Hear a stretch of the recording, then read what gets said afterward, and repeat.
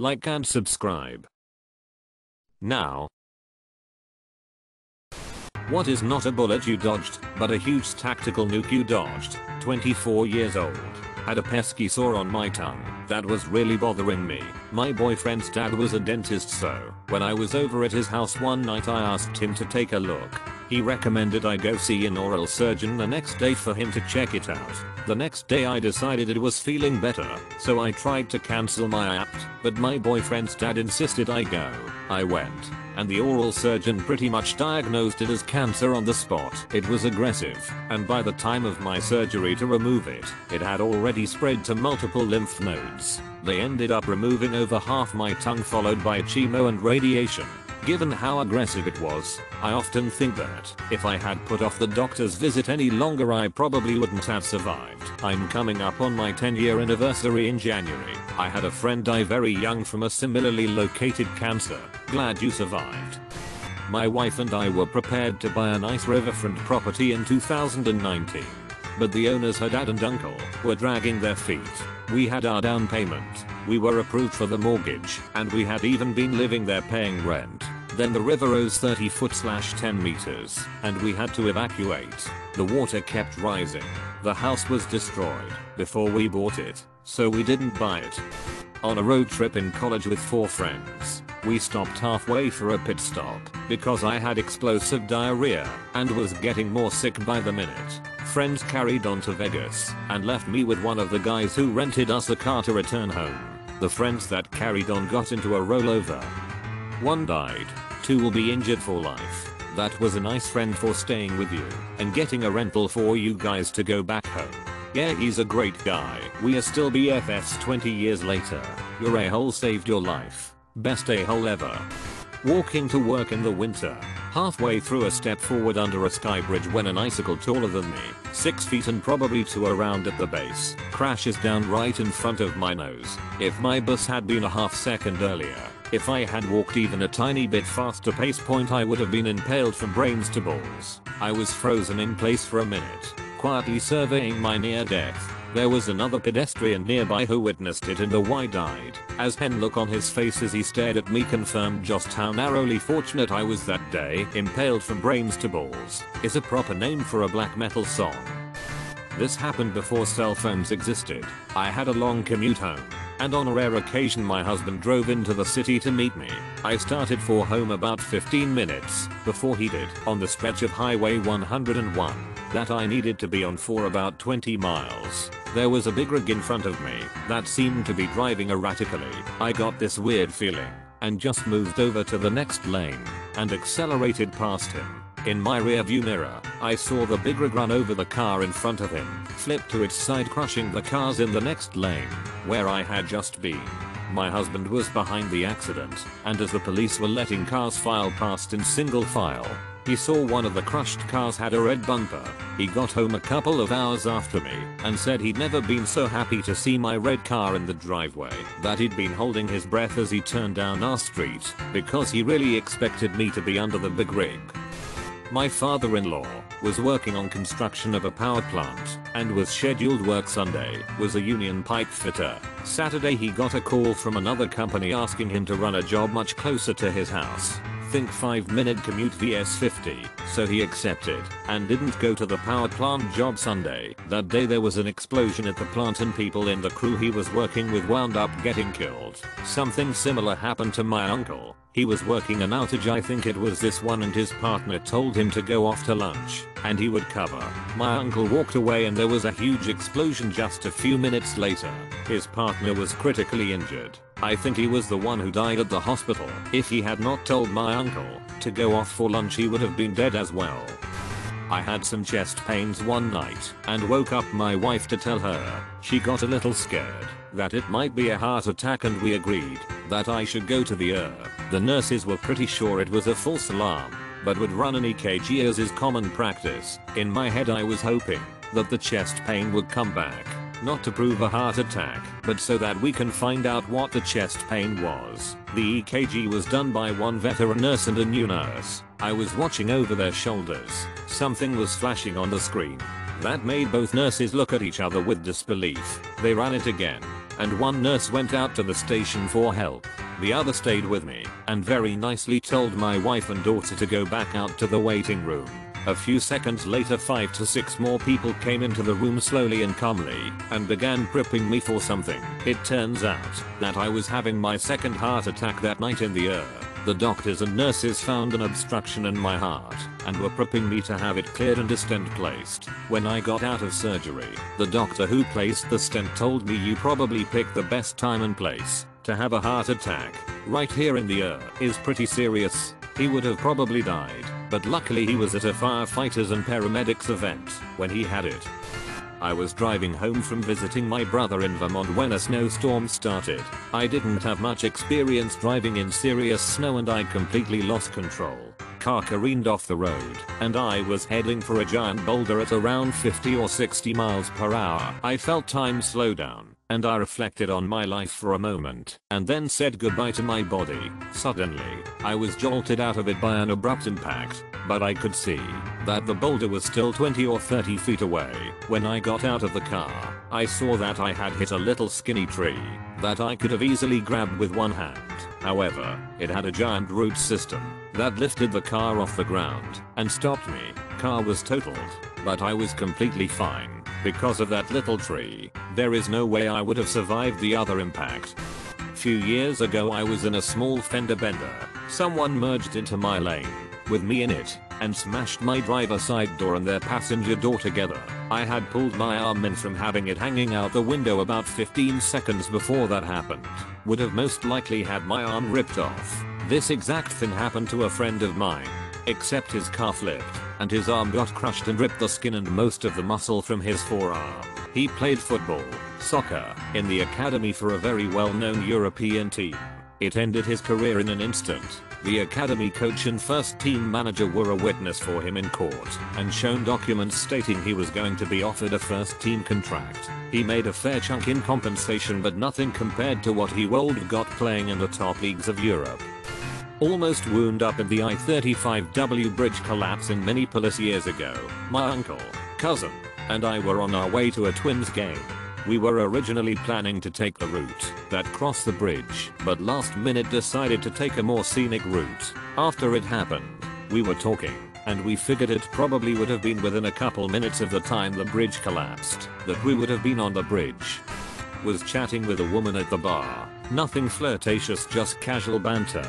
I told her I needed to head out, and she asked if I could give her a ride. I was headed that way, so it wasn't a big deal. We pulled into her driveway and I can see a guy at a computer in the living room through the window. I ask who it is, and she replied, "That's my husband. He's a pansy. I'll bring him outside, and you scare him off. Then we can have the house all to ourselves for the night." Every alarm bell in my head was ringing and all I could think was, how do I get this crazy out of my truck without a big scene? So I said sounds good. As soon as she was halfway to the door I put it gear and burned rubber. IDKY, I felt so scared reading that. It could have ended so much worse for you. For some reason my gut says a husband might have been involved too. I used to work for a drainage company, drove 5-ton trucks with the roll-off bins, used to move machine or material with them. One day, I was super tired. I pulled up to a job, tilted the bed up, got out, opened the dump gates, got back in cab, roll forward slowly, nice dump, great, get out of the cab, go back and close dump chutes. Oh crap, still a bunch of sand in there. Dumbass me unlatched the gate of the roll-off bin. About half a yard of sand still in there, and the bin was still on an angle. That door opened so fast, the latch got catapulted into my cheek so hard it broke my orbital and knocked me to the ground.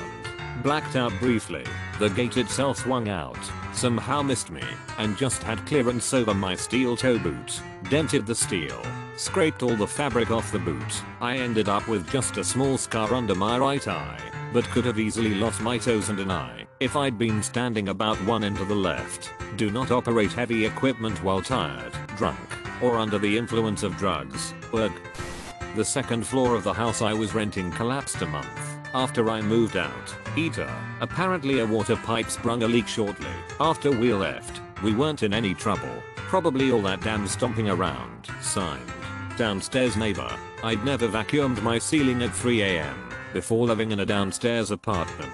petty revenge is surprisingly cathartic. There was an apartment I really wanted, but at the last minute I found a slightly better one. The apartment I almost moved into burned to the ground a month later. This has the makings of a good Twilight Zone episode. Miss a flight and a plane could crash too. My wife was supposed to be on a flight that crashed, rescheduled to the next one. Because a business trip took longer, I did not get that text message in time. That was not a fun day. I quit a job after my boss yelled at everybody for faking being sick when one guy came in with the flu and passed it around the office. He claimed that people don't get sick by being near each other. One guy got it so bad he was hospitalized for 2 weeks. I quit with no backup in October 2019. By February 2020, his company went out of business. I once worked for a man from a small country who had similar beliefs. It was wild to see it. No get sick from people. Get sick from cold. Put on coat, it's fine.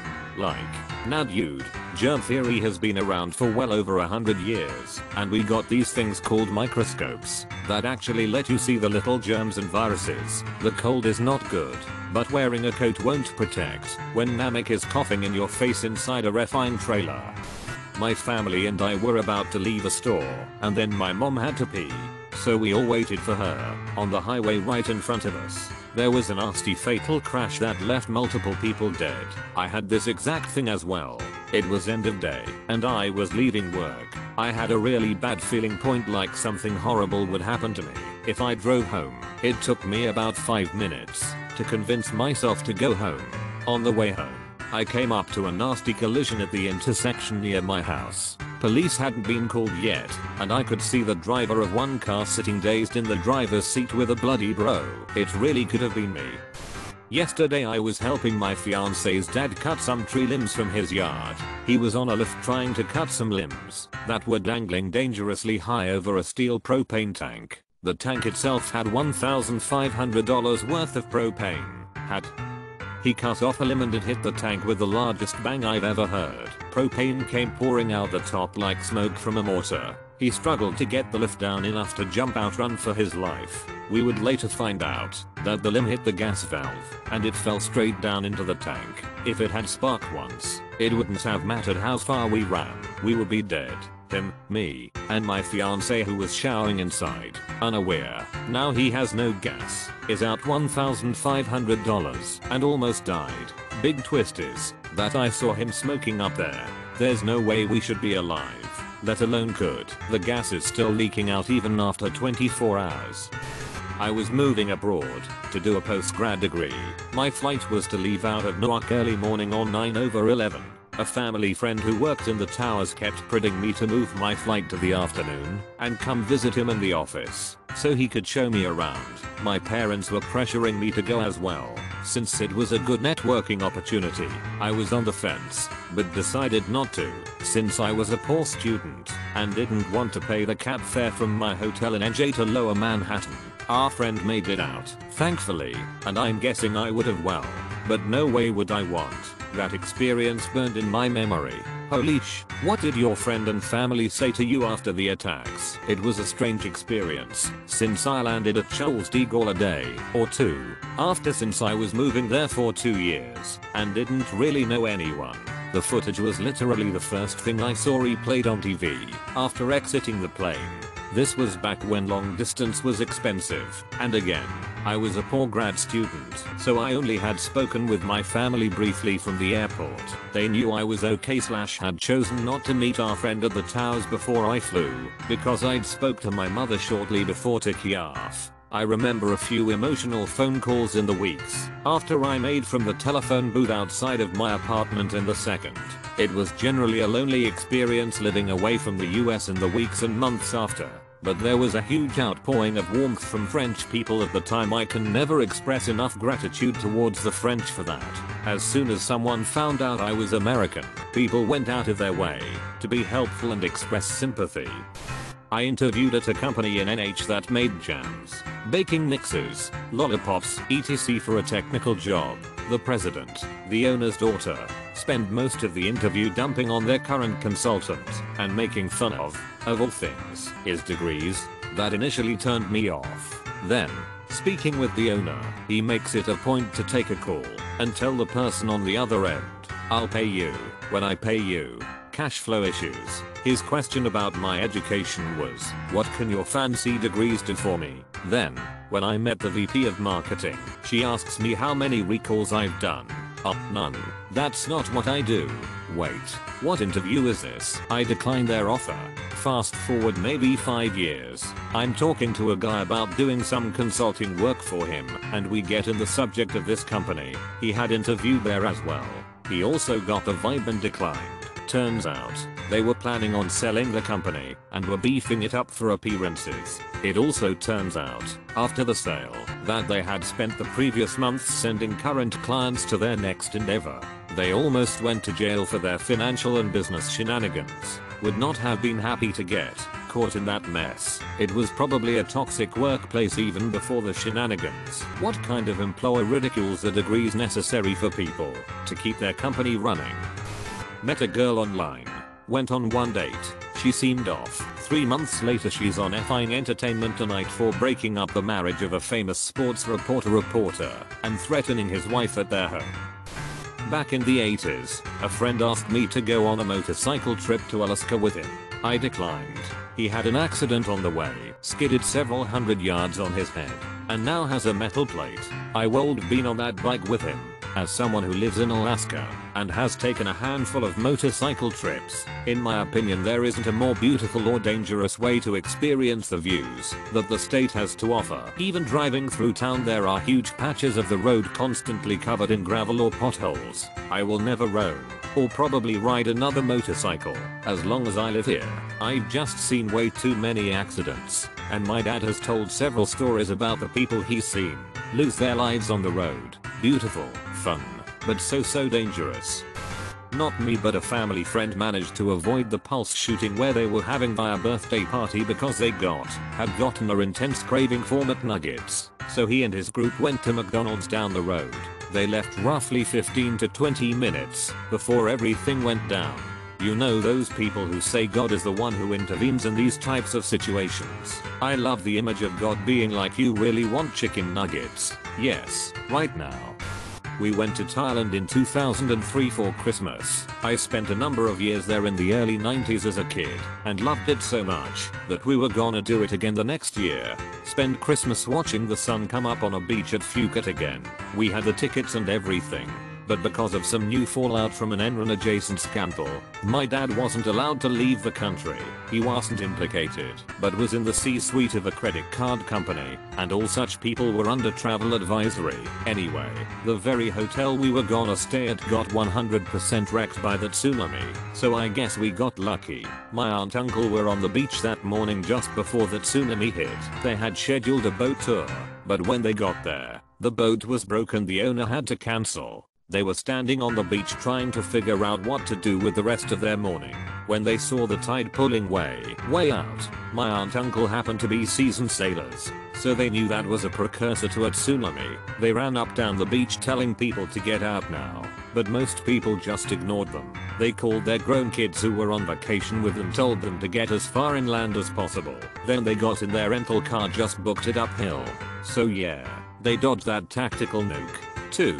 I remember hearing about how a 10-year-old girl on vacation with her parents is credited with saving a bunch of people's lives because she had learned about tsunamis in class and recognized the signs. Thankfully her parents listened to her and managed to convince the hotel employees to evacuate the beach. The parents of a classmate were on vacation in Thailand, but they left one day early. IDKY. The next day that tsunami hit, they might have died if they didn't leave early. They were probably in on it.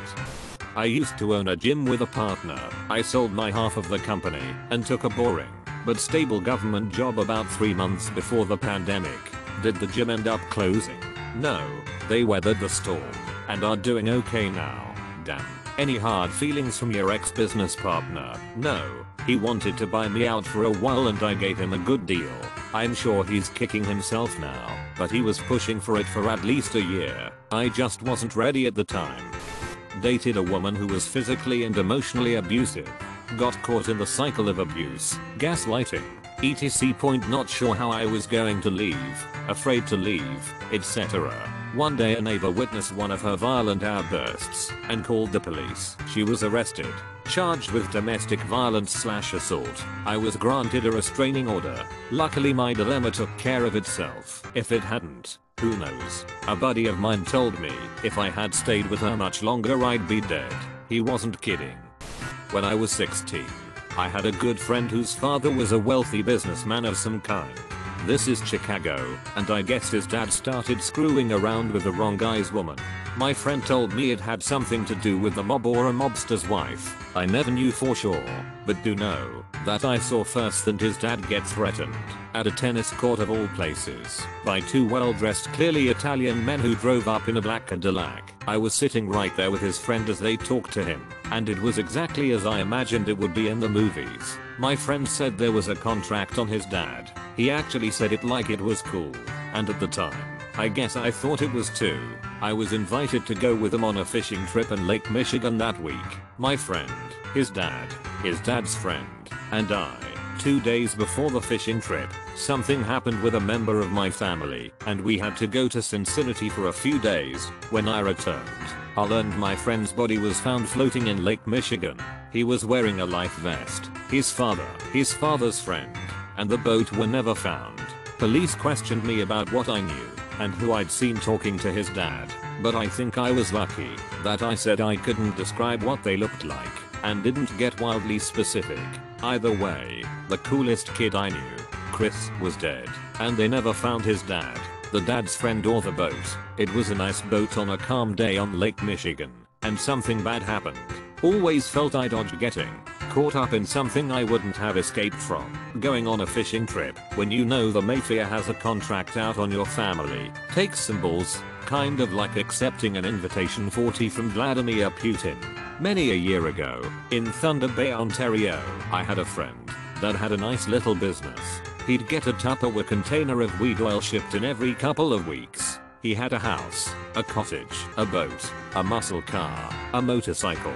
He jumped into coke, and very quickly went from the nose to the pipe to the arm. I was hanging with him one evening on his front porch when a big, black Cadillac pulled up, and a short guy in a suit got out, and two human mountains walked to the porch behind him. All he said was, "Pay your debt. I don't want to come back here." Then they got into the car and drove away.